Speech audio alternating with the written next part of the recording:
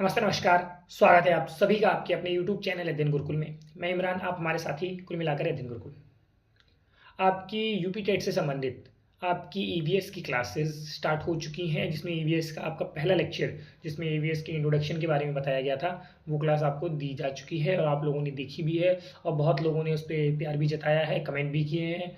तो और जो ये ईवीएस की क्लासेस की जो आपके लगभग 35 से 36 आपके लेक्चर होने वाले हैं, जिसमें आपकी पूरी ईवीएस कंप्लीट हो जाएगी। और ईवीएस के बाद हम हिंदी, और इसी के बाद हम इंग्लिश की, इसी के बाद मैथ, और लगातार आपका जो यूपी टेट का पूरा सिलेबस है वो टाइम के अकॉर्डिंग आपका पूरा कंप्लीट करा दिया जाएगा। और वहीं हम बात करते हैं, जो आपकी ये क्लासेस हैं ये आपके DSSB में, चाहे BPSC TRE 4.0 है, सब में आपकी हेल्पफुल होने वाली हैं, सब में सफिशियंट हैं। कि सिर्फ ऐसा ही नहीं है कि सिर्फ यूपी टेट के ही स्टूडेंट इसको देख सकते हैं। तो आज ये हमारा दूसरा लेक्चर है और दूसरे लेक्चर में हम स्टार्ट करते हैं। स्टार्ट क्या है, इकोसिस्टम से आज हम स्टार्ट करेंगे। इकोसिस्टम से स्टार्ट करेंगे। यहाँ मैंने PDF जो मैंने लगाई हुई है, जो मैंने ये नोट्स बनाए हुए हैं, नोट्स को मैंने बिल्कुल 3D टाइप से आपके लिए बनाया है। चलिए शुरू करते हैं। ईवीएस का जो आज का टॉपिक है हमारा, परिस्थिति और पारिस्थितिकी तंत्र और या परितंत्र के बारे में है। इससे हम जो कुछ इंपॉर्टेंट क्वेश्चन है वो क्वेश्चन के लिए भी बात करेंगे और सारा एक एक करके आपको पॉइंट टू पॉइंट आपको बताते जाएंगे। और चाहे तो आप स्क्रीनशॉट लेते रहें या अपना नोट भी करते रहें। चलिए शुरू करते हैं।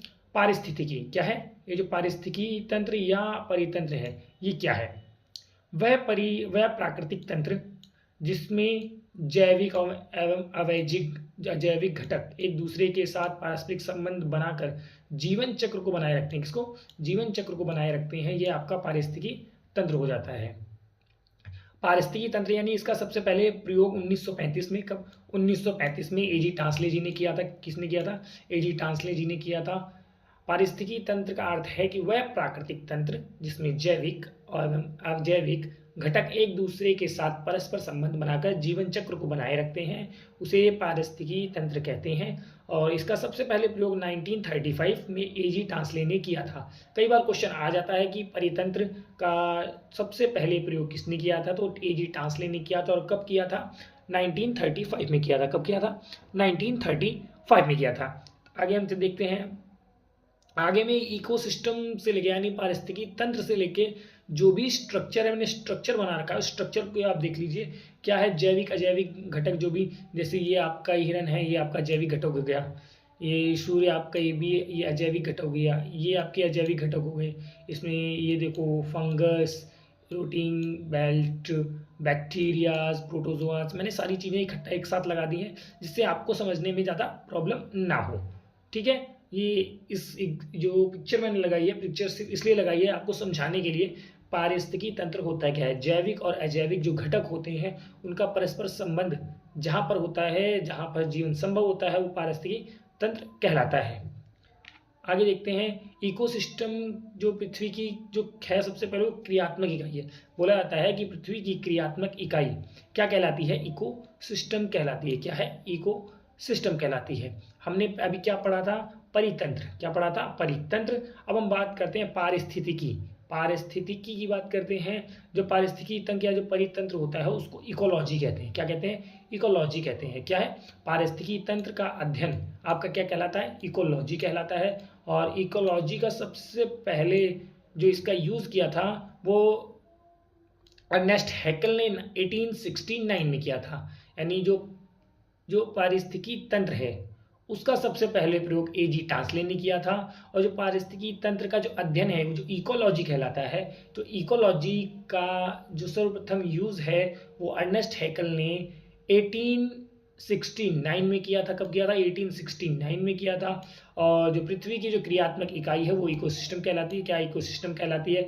जिसमें जीवित और जीवित यानी बायोटिक और नॉन बायोटिक आपके घटक इसमें होते हैं। ये चीज़ें आपको समझ में आ गई होंगी। अगला हम देख लेते हैं। अगला क्या है? पारिस्थितिकी जो तंत्र है इसके घटक कौन कौन से हैं? इसमें पारिस्थितिकी तंत्र के घटक बताए गए हैं। सबसे पहले घटक आपके जैविक हैं और अजैविक हैं। जैविक अजैविक में मैंने आपको बताया था कि दो घटक होते हैं, जैविक और अजैविक। और अब बात करते हैं जैविक के अंदर कौन कौन से घटक पाए जाते हैं। जैविक के अंदर सबसे पहला घटक है उत्पादक।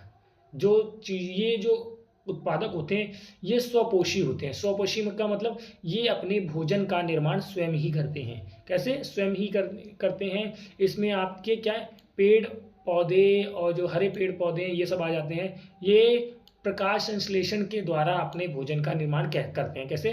प्रकाश संश्लेषण के द्वारा अपने भोजन का निर्माण करते हैं। और यहीं हम बात करते हैं दूसरे नंबर पर उपभोक्ता होते हैं।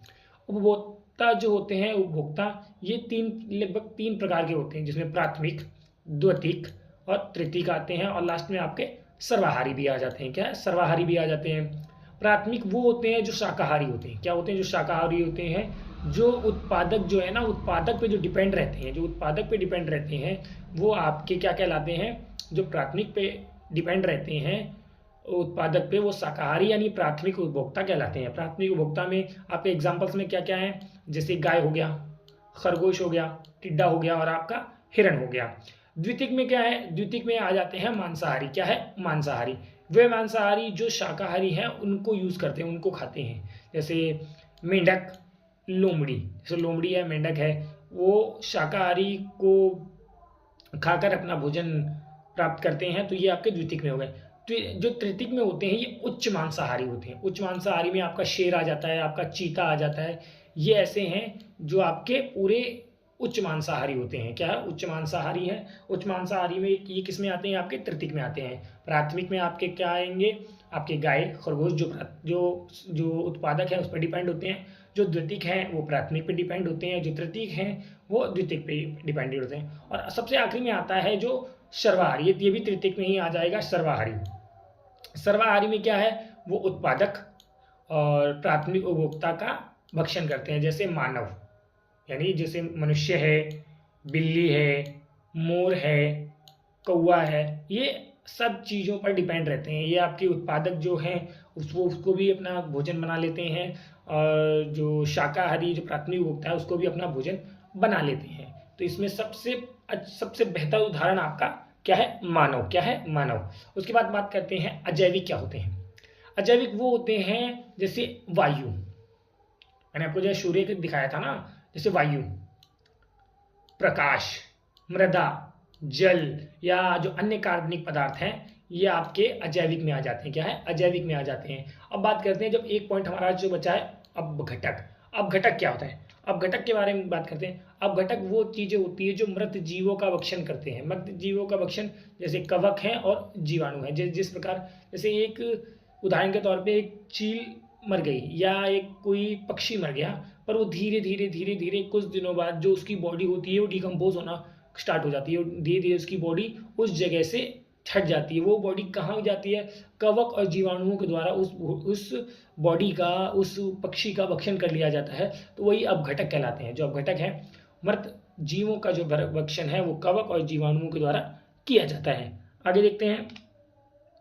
अब इकोसिस्टम के प्रकार क्या क्या है? क्या है? इकोसिस्टम के प्रकार के बारे में बात करेंगे। क्या है? इकोसिस्टम के प्रकार क्या क्या है? इकोसिस्टम के प्रकार के बारे में बात करने वाले हैं। क्या है? इकोसिस्टम के प्रकार। ठीक है। और इकोसिस्टम के प्रकार में जो आपका पहला है वो आपका प्राकृतिक है। क्या है? इकोसिस्टम का जो पहला प्रकार है वो आपका क्या है? प्राकृतिक है। और दूसरा आपका क्या है? मानव निर्मित या कृत्रिम। क्या है? मानव निर्मित या कृत्रिम। इतना आपको समझ में आ रहा है? प्राकृतिक में पहले स्थलीय हो जाता है। क्या है? स्थलीय। दूसरा आपका जलीय हो जाता है। जलीय। स्थलीय में कौन कौन से हैं इकोसिस्टम में? आपका वन है, रेगिस्तान है, क्योंकि ये प्राकृतिक रूप से ही बने होते हैं, और घास के जो मैदान हैं, जो घास के मैदान हैं ये आपके क्या है? स्थलीय है। जलीय में जैसे साफ जल में झील हो गई, तालाब हो गया, नदी हो गया और झरना हो गया, और उसमें ये आपका साफ जल में आता है। जो खारा जल में है, खारा जल में आप महासागर को ले सकते हैं, समुद्र को ले सकते हैं, और जिसमें महासागर है ये आपका सबसे बड़ा आपका जो पारिस्थितिकी तंत्र है, सबसे बड़ा पारिस्थितिकी तंत्र आपका खारा जल में कौन सा है? ये आपका महासागर ही है। और मानव निर्मित में आप जैसे धान का खेत जिसमें मीथेन निकलती है, उसमें बागीचा हो गया, एक्वेरियम हो गया, हर्बेरियम हो गया, ये मानव निर्मित चीजें हैं। इकोसिस्टम के आपके प्रकार पता चल गए, प्राकृतिक और मानव निर्मित। प्राकृतिक में स्थलीय और जलीय। स्थलीय में आप वन, रेगिस्तान, घास का मैदान। जलीय में आप में साफ जल और खारा जल दो ले सकते हैं। साफ जल में आप झील, तालाब, नदी, खारा जल में महासागर और समुद्र। महासागर आपका सबसे बड़ा है। और मानव निर्मित में आप धान का खेत, बगीचा और एक्वेरियम। और आप ये बात देख लीजिए, जो उष्ण कटिबंधीय जो परितंत्र होते हैं, जो उष्ण कटिबंधीय जो आपके जो परितंत्र हैं, ये परितंत्र आपका सबसे बड़ा यानी सर्वाधिक उपभोक्ता आपका यही करता है। क्या है? सबसे ज़्यादा और सबसे आपका ये उपभोक्ता यही करता है। क्या है? उष्ण कटिबंधीय। आगे हम देखते हैं इकोसिस्टम के जो सबसे बड़ा इकोसिस्टम माना जाता है वो अमेजोन वर्षावन है। जो अमेजोन वर्षावन है ये आपका सबसे बड़ा इकोसिस्टम माना जाता है। इसलिए मैंने आपकी एक इमेज लगा दी है जिससे आपको समझने में थोड़ी आसानी रहे। क्या है? आसानी रहे।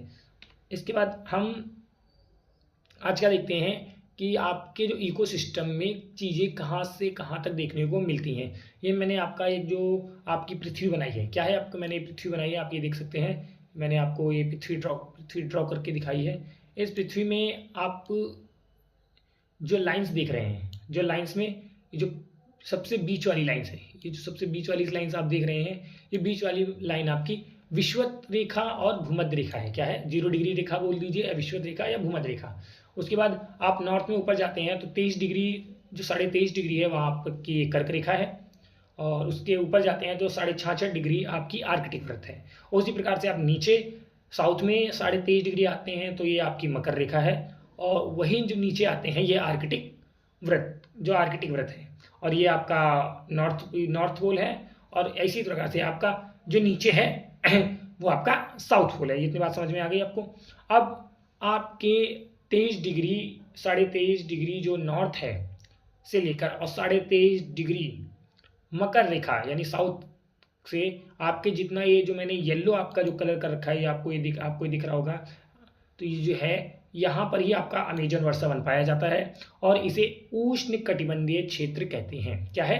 उष्ण कटिबंधीय क्षेत्र कहते हैं। और अमेजन वर्षावन को पृथ्वी का फेफड़ा कहा जाता है। ये आपके लिए इंपॉर्टेंट क्वेश्चन है। इस क्वेश्चन को आप याद रखिएगा कि पृथ्वी का फेफड़ा किसे कहा जाता है। तो अमेजोन वर्षावन को पृथ्वी का फेफड़ा कहा जाता है। उसके बाद आपका जो पिंक कलर से मैंने दोनों जगह रख दिया है, जो पिंक यानी 23.5 डिग्री नॉर्थ से 66.5 डिग्री नॉर्थ के बीच में जो भी क्षेत्र होता है उसको शीतोष्ण कटिबंधी कहते हैं। क्या है? शीतोष्ण कटिबंधी यानी शीत प्लस उष्ण दोनों तरह के क्षेत्र होते हैं, इसलिए इसे शीतोष्ण कटिबंधीय कहा जाता है। इसी प्रकार हम नीचे आ जाते हैं 23.5 डिग्री साउथ से लेकर 66.5 डिग्री आपका साउथ तक जो बीच का क्षेत्र है उसे शीतोष्ण कटिबंधीय क्षेत्र कहते हैं। उसके बाद जो आपका 66.5 डिग्री से ये 90 डिग्री है, यानी नॉर्थ पोल्स के बीच में जितना भी क्षेत्र आता है ये शीत कटिबंधीय क्षेत्र होता है। क्या है? शीत कटिबंधीय क्षेत्र होता है, यानी बहुत ठंडा क्षेत्र होता है। और उसी प्रकार से सबसे नीचे वाला जो क्षेत्र है ये भी आपका शीत कटिबंधीय क्षेत्र होता है। और ये जो टॉपिक है, ये जो आपको जो एरो दिख रहा है, एरो जैसे नीचे आता जाता है, जैसे ही नीचे आएगा आपका जो तापमान है वो तापमान कम होता चला जाएगा। बीच का जो भी क्षेत्र है जैसे उष्ण कटिबंधीय से, यहाँ पर आपका तापमान सबसे ज़्यादा रहता है क्योंकि सूर्य की जो लाइट होती है, सन है जो डायरेक्ट यहाँ पड़ता है, इस वजह से यहाँ पर उष्ण कटिबंधीय क्षेत्र पाया जाता है। जैसे जैसे सूर्य की रोशनी पृथ्वी पर कम होने लगती है तो वहाँ शीत कटिबंधीय क्षेत्र आ जाता है। और नॉर्थ पोल और साउथ पोल में आपका शीत कटिबंधीय क्षेत्र आपको देखने को मिलता है।